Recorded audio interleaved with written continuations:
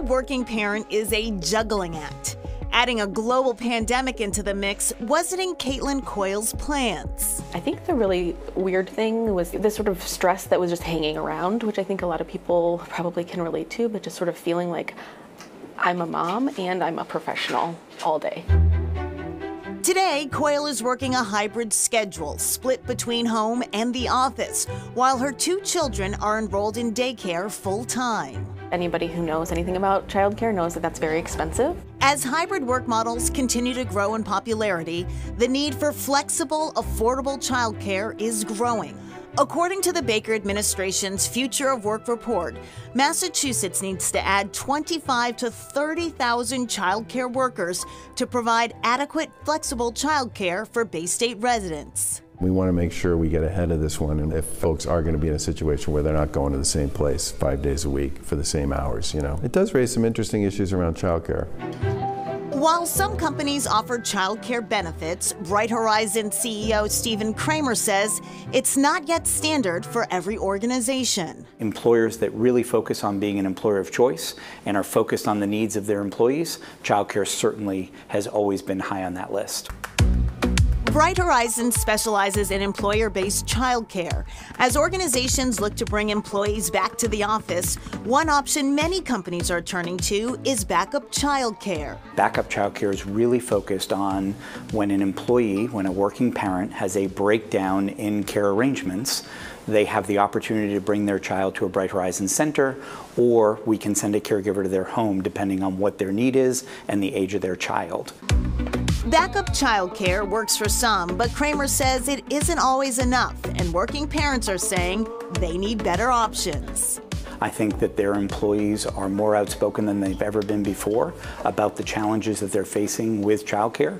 I think in addition to that, enlightened employers recognize that in order to have a loyal, productive workforce, they're going to have to lean into childcare as part of their offerings. According to Bright Horizons Modern Family Index, 3 in 4 parents feel an increased pressure in child care responsibilities. With 2 children under 3, Caitlin Coyle also needed a place to focus exclusively on work. She found it at a local co-working space. I said, I have to try this. I'm not even sure if I'll like it or if will enjoy the co-working model. Investing in yourself and getting out of this house and being able to sort of focus on yourself is really important, and it's worth the membership fee.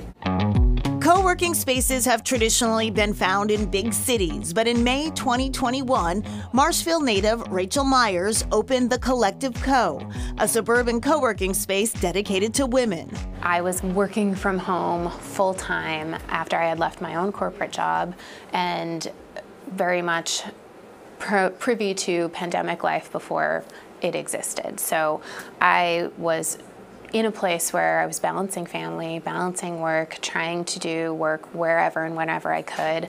And I needed a dedicated space that had all of the things that you would have in a professional setting, not a coffee shop. Then decided that I would start a co-working space out of that. The Collective Co. is across from the North Scituate commuter rail station. Members can choose to work in the open concept space or reserve one of the private offices.